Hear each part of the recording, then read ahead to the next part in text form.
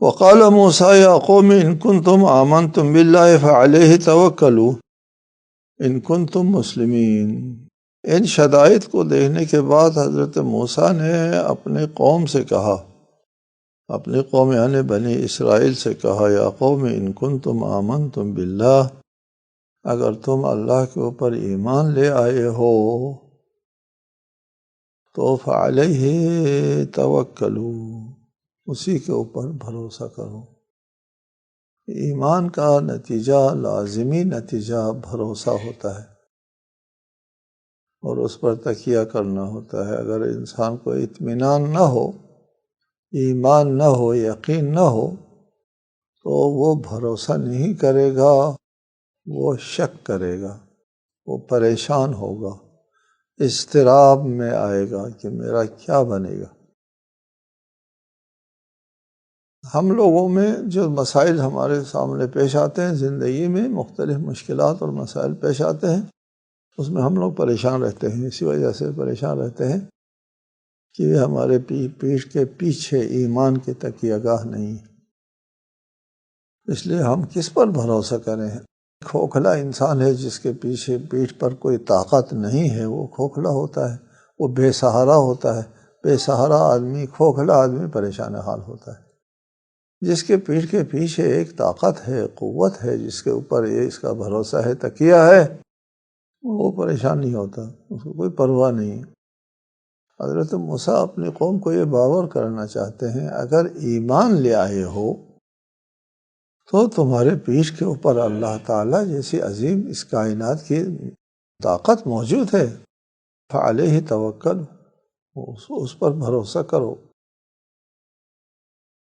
ان کنتم مسلمین، شروع میں فرمایا یا قوم ان کنتم آمنتم باللہ فعلیہ توکلوا، اگر تم ایمان لے آئے ہو اللہ تعالیٰ کے اوپر تو اللہ کے اوپر بھروسہ کرو۔ پھر کہا ان کنتم مسلمین، اگر تم مسلمان ہو، تم نے اپنے آپ کو اللہ کے حوالے کر دیا ہو، سر تسلیم اللہ کے حکم کے سامنے خم کرنے والے ہو، اطاعت کو، ایمان کے بعد اطاعت چاہیے۔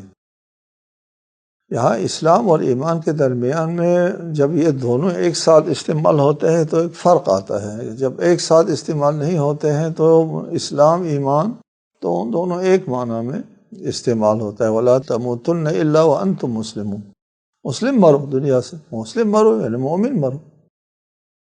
یہاں پر پہلے مرحلے میں ایمان آیا اور آخر میں اسلام آیا۔ ایک آدمی ہوتا ہے، ایمان لے آتا ہے، لیکن اس کے پاس اسلام، تسلیم و رضا کے منزل پر نہیں ہے۔ یہاں اسلام بعد میں ہے، پہلے ایمان ہے۔ بعض جگہوں پر ہے کہ مومن لوگ اسلام تو قبول کرتے ہیں، ایمان نہیں ہے ان کے دلوں میں۔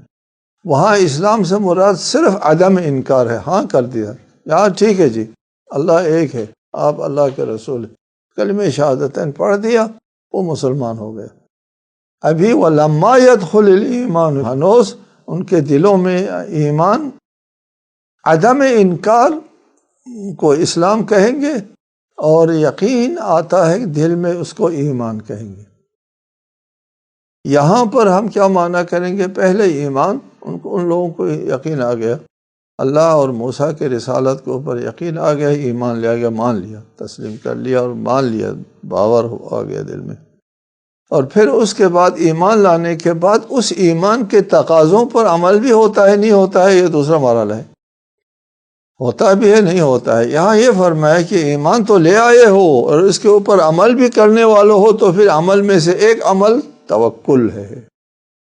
ایمان کے لوازم اور آثار ہیں، ایمان کے آثار اور لوازم میں سے اہم اثر توکل ہے۔ ان کنتم مسلمین، اگر تم تسلیم و رضا کے منزل کے اوپر ہو ایمان کے بعد، عمل کے میدان میں ایمان کے بعد جب انسان تسلیم و رضا کے منزل پر بھی فائز ہو جائے، اس وقت وہ توکل کر سکتا ہے انسان۔